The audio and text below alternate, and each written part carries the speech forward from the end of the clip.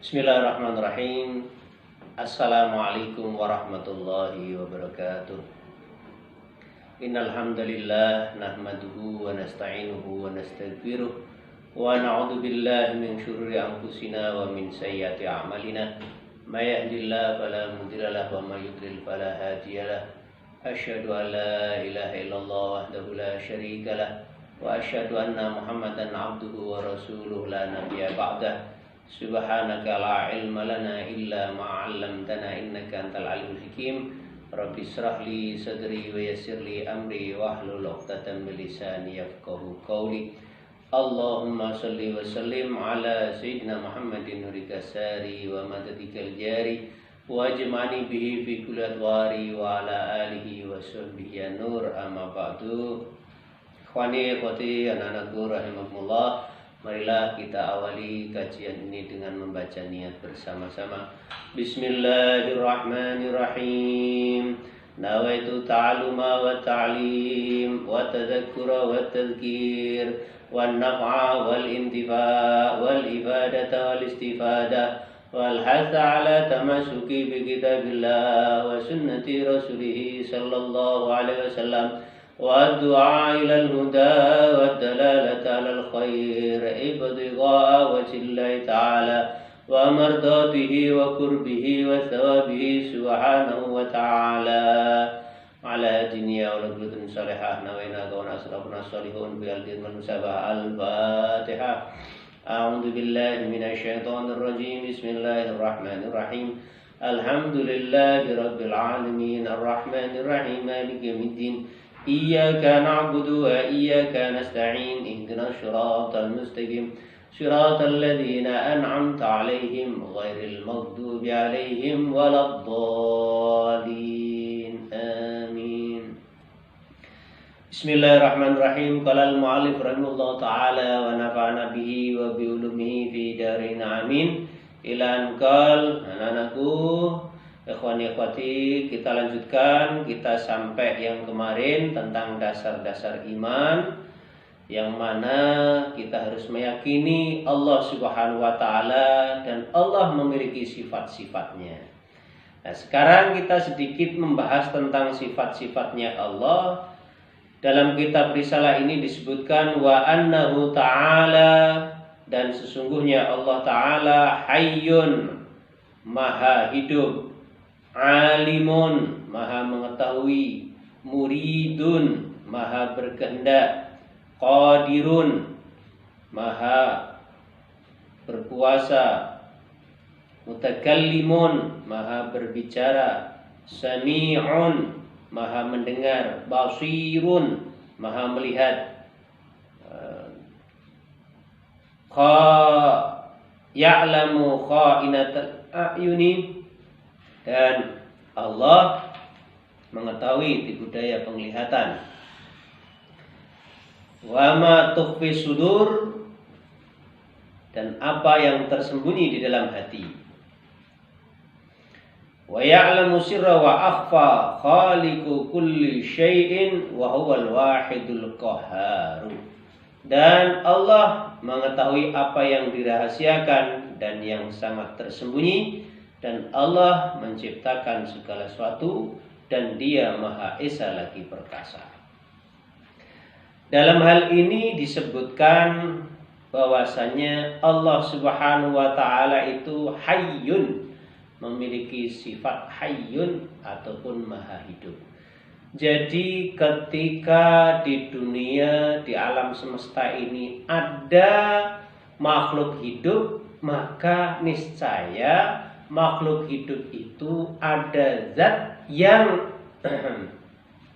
menghidupkan atau ada zat yang membuat dia hidup. Yaitu apa? Sifatnya Allah hayyun, menunjukkan bahwasanya ada yang membuat kehidupan tadi, yaitu Allah Subhanahu wa taala. Selain ada kehidupan, ternyata Allah maha hidup dan Allah alimun, mengetahui, maha mengetahui segala sesuatu. Maka hati-hati anak-anakku semuanya, kita semuanya diawasi oleh Allah melalui malaikat-malaikatnya. Allah walaupun kita sendiri tidak bisa melihat secara zahirnya zatnya Allah, tapi ketahuilah bahwasanya ada yang namanya rukun agama yang ketiga, yaitu ihsan. Apa al-ihsanu? Anta budallaha ka'annaka tarahu fa illam takun tarahu fa innahu yarak. Jadi ketika kita membahas masalah ihsan, ini masalah hati, apa? Anta budallah ka'annaka tarahu, engkau itu beribadah kepada Allah seakan-akan engkau melihat Allah. Jadi kita sholat, ini seakan-akan kita berbicara dengan Allah. Kita ini sujud rukuk, ini seakan-akan kita ini berhadapan dengan Sang Khalik. Fa'ilam takun tarahu, kalau seandainya kita semuanya itu tidak mengetahui ataupun tidak secara langsung melihat Allah, fa'innahu yarak, maka Allah Subhanahu wa ta'ala hakikatnya adalah melihat kita semuanya. Seperti itu. Makanya selain Allah tidak memandang jasad kita, Allah tidak memandang kecantikan seorang wanita, Allah tidak memandang kegantengan seorang laki-laki, tapi apa? Allah Subhanahu wa ta'ala melihat apa yang ada di dalam hati seorang tadi. Innallaha la yanzuru ila suwarikum wa ila ajsamikum wa innama yanzuru ila qulubikum. Sesungguhnya Allah itu tidak melihat parasnya seseorang, tidak melihat cantiknya seorang wanita, gantengnya seorang laki-laki, bagaimanapun postur tubuhnya, bagaimanapun bentuk wajahnya, bagaimanapun sifat jasmaninya, tapi Allah Subhanahu wa ta'ala yang dilihat utama adalah hatinya. Maka hati-hati kita ini. Ada suatu kisah bahwasanya ada orang yang menghadap syekhnya. Syekhnya tadi mengatakan bahwasanya memberikan salah satu ujian kepada orang tersebut, kepada muridnya. Yang satu dikasih ayam untuk menyembelih, dan satunya juga dikasih ayam untuk menyembelih dengan syarat apa? Tidak ada yang melihatnya. Tidak ada yang melihatnya. Seorang murid tadi lalu pergi ke suatu tempat yang mana tidak bisa diketahui ataupun terlihat oleh seorang pun. Yang satu waktu itu bersembunyi di salah satu gua dan menyembelih, ataupun di suatu tempat yang tidak terlihat oleh orang, menyembelih ayam tadi. Yang satunya beliau kemana tempat, di atas puncak gunung yang tidak ada orang, di lembah yang sangat sunyi tidak ada orang. Beliau berpikir, memang aku tidak dilihat oleh orang, tapi zatnya Allah melihatku. Maka saat kembali kepada seorang gurunya, satu orang tadi sudah menyembelih ayamnya. Setelah dikatakan, di mana engkau sembelih yang di situ tidak dilihat oleh siapapun? Yang menyembelih tadi mengatakan, aku menyembelih di goa ya Syekh, karena di situ tidak ada seorang pun yang bisa melihatku. Karena guanya gelap, guanya jauh dari pemukiman, guanya ini tidak ada yang bisa masuk kecuali orang-orang yang berani saja. Yang satunya mengatakan, aku tidak bisa menyembelih ya Syekh. Kenapa? Karena dimanapun aku menyembelih, maka hakikatnya Allah itu melihatku.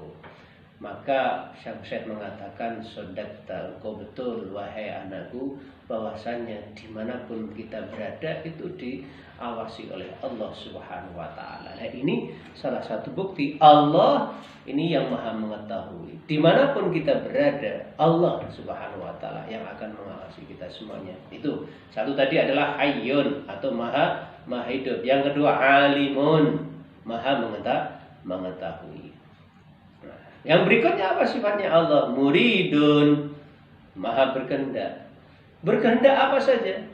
Mau menciptakan langit, mau menciptakan bumi, mau menciptakan manusia, menciptakan makhluknya. Ini semuanya adalah kehendak Allah. membuat orang itu sehat, membuat orang itu bahagia, itu hanya Allah. Iradahnya Allah, kehendaknya Allah. Seperti sekarang ini Allah menurunkan wabah, Allah menciptakan wabah, membuat seluruh orang yang ada di dunia sangat takut. Ini atas apa? Atas kehendak Allah. Tujuannya apa? Kalau seorang muslim mengatakan bahwasanya ini peringatan kepada kita semuanya, kepada umat manusia, supaya kembali kepada Allah. Bahwasanya kita tidak punya kekuatan apa-apa, kita tidak memiliki daya upaya, kecuali itu hanyalah kodratnya Allah Subhanahu wa Ta'ala. Maka dari itu anak-anakku, hati-hati, kita semuanya jangan terlalu sombong, jangan terlalu kita ini berbangga hati, karena semuanya kita adalah bandanya Allah. Jangan sampai kita saling caci maki, jangan sampai kita saling dengki, jangan sampai kita ini saling bermusuhan. Kenapa seperti itu? Orang yang bermusuhan hakikatnya dia bermusuhan kepada zat yang menciptakan makhluk yang kita musuhi. Nah, untuk min itu adalah murid ataupun kehendak Allah Subhanahu wa Ta'ala. Kita yang dikehendaki oleh Allah untuk bisa belajar seperti ini kehendak Allah. Allah berkehendak bahwasanya umatnya Rasulullah termasuk sebaik umat. Kenapa? Sampai disebutkan kuntum khaira ummatin ukhrijat linnasi ta'muruna bil ma'ruf wa tanhauna 'anil munkar. Kuntum khaira ummatin ukhrijat linnas. Dengan Rasulullah kita ditakdirkan, kita diinginkan oleh Allah apa? Menjadi sebaik-baik umat. Maka dari itu salah satu hal yang perlu kita tanamkan, bagaimana kita itu bisa berbuat sebaik mungkin. Ada suatu quotes ataupun kata mutiara, kalau kita ini berbuat baik kepada orang, niscaya Allah akan memberikan kebaikan kepada kita. Kalau kita berbuat kejelekan kepada orang, naudzubillah, nanti Allah akan takdirkan kita akan dijelek-jelekan oleh Allah. Maka dari itu apa? Kita semuanya berusaha menjadi yang terbaik di sisi Allah dan di sisi manusia. Ini salah satu kunci. Di akhir zaman berapa banyak orang yang berbuat baik difitnah. Sudah sunatullah, karena orang yang berbuat baik pasti ada cobaannya. Rasulullah aja mendakwahkan agama Islam yang paling baik difitnah oleh orang-orang yang terdekatnya, oleh kaum Quraisy, bahkan mau dibunuh. Seperti itu. Inilah kehendak Allah Subhanahu wa Ta'ala. Qadirun, yang maha berkuasa, mutakallimun, nanti akan dibaca bicara oleh Allah Subhanahu wa Ta'ala. Seperti halnya kalau kita berbicara masalah mutakallimun, di sini dalam salah satu ayatnya Allah Subhanahu wa Ta'ala ini pernah bukti bahwasanya Allah mutakallim. Ada Nabiullah yang mendapatkan julukan Kalimullah. Siapa itu? Nabi Musa alaihissalam, yang diajak bicara langsung oleh Allah Subhanahu wa Ta'ala. Maka dari itu anak-anakku, ini sedikit tentang bagaimana kita mempelajari sifat-sifatnya Allah yang nanti banyak dalilnya. Banyak yang dalam Al-Quran itu menyebutkan bahwasanya kita semuanya harus setiap saat mengatakan Allah, dari Allah, semuanya untuk Allah Subhanahu wa Ta'ala. Mudah-mudahan Allah Subhanahu wa Ta'ala memberikan kekuatan kepada kita semuanya. Dengan virtual ini Allah menurunkan rahmatnya kepada kita semuanya, sehingga pandemi yang seperti ini, kita virtual ini, nanti kita ditakdirkan oleh Allah untuk selalu bertatap muka secara langsung, sehingga berkah dalam bermasyarakat, berkah dalam hidup kita, ilmu kita bermanfaat, dan Allah Subhanahu wa Ta'ala mentakdirkan kita semuanya termasuk hamba yang selalu bertakwa di sisi Allah Subhanahu wa Ta'ala. Untuk itu kita akhiri, insyaallah nanti kita lanjutkan bahwasanya Allah akan melihat semua yang apa dan ada dalam diri kita masing-masing. Kita akhiri, subhanakallahumma wa bihamdika asyhadu an la ilaha illa anta astaghfiruka wa atubu ilaik. Assalamualaikum warahmatullahi wabarakatuh.